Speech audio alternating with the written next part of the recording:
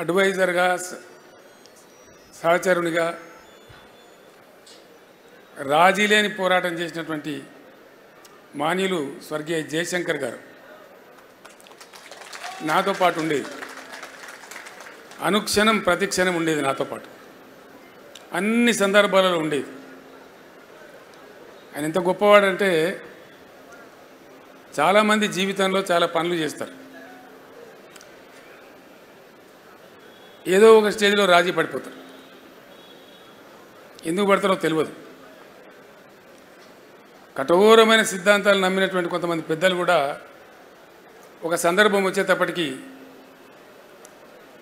ఆ సిద్ధాంతాన్ని పక్కకు పెట్టి కూడా కొన్ని పనులు చేస్తారు. ప్రొఫెసర్ జయశంకర్ గారికి ఉన్న ఒక గొప్పతనం ఏంటంటే ఆయన ఆజన్మ తెలంగాణవాది, ఆజన్మ అన్కాంప్రమైజ్డ్ తెలంగాణ ఫైటర్. అన్డౌటెడ్లీ,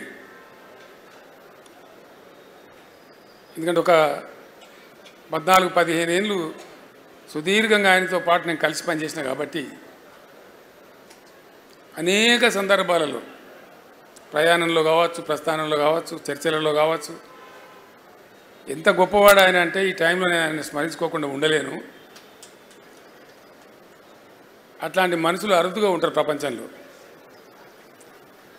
ఎక్కడి నుంచి ప్రారంభమైంది సార్ మీ ప్రస్థానం అంటే, హైదరాబాద్ స్టేట్గా ఉన్నప్పుడు, అక్కడ ఆంధ్ర రాష్ట్రం ఉన్నప్పుడు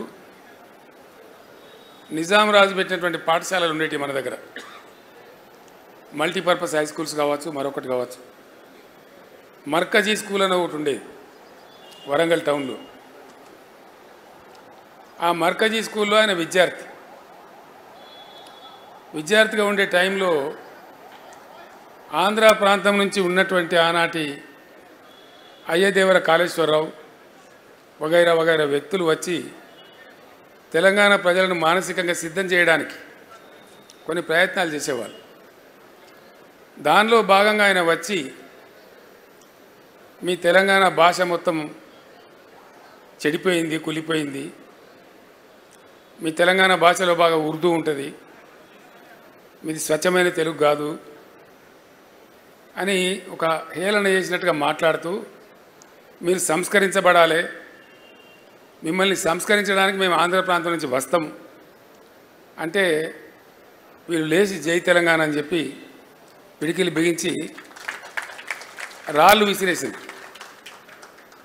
విసిరేస్తే మొట్టమొదటి లాఠీ చార్జ్ అక్కడ జరిగింది వరంగల్లో ఆ విద్యార్థుల మీద. అంతకుముందు కూడా ఖమ్మంలో కొంత జరిగింది, కానీ ఇది తెలంగాణ ఏర్పాటు అయిన తర్వాత ఖమ్మంలో జరిగింది. తెలంగాణ ఏర్పడక ముందు హైదరాబాద్ స్టేట్గా ఉన్నప్పుడు జరిగిన సంఘటన ఇది.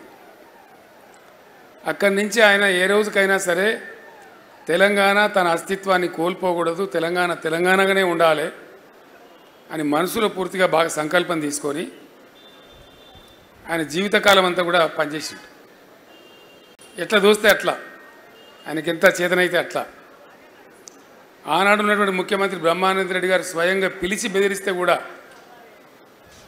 నేను ఊసి చేస్తామంటే చేయండి సార్, మీ చేతిలో అధికారం ఉంది, నేను మాత్రం తెలంగాణ పందా వీడే ప్రశ్నే లేదు అని చెప్పి నిలబడ్డ దీశాలి.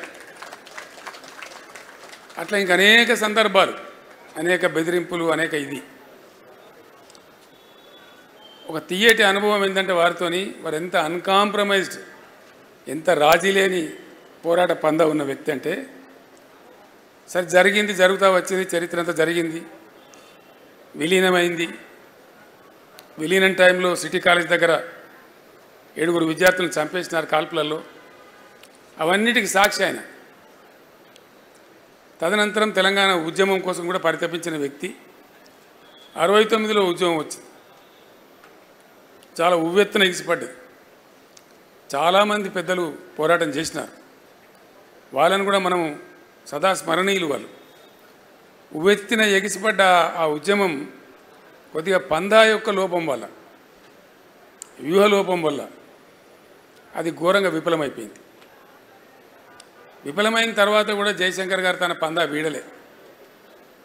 ఆయన రాస్తూనే ఉన్నాడు, సమీకరిస్తూనే ఉన్నాడు, ప్రతి సంవత్సరం బడ్జెట్లో అనాలిసిస్ చేస్తూనే ఉన్నాడు, తెలంగాణకు జరిగే అన్యాయాలను రికార్డు చేస్తూనే ఉన్నాడు.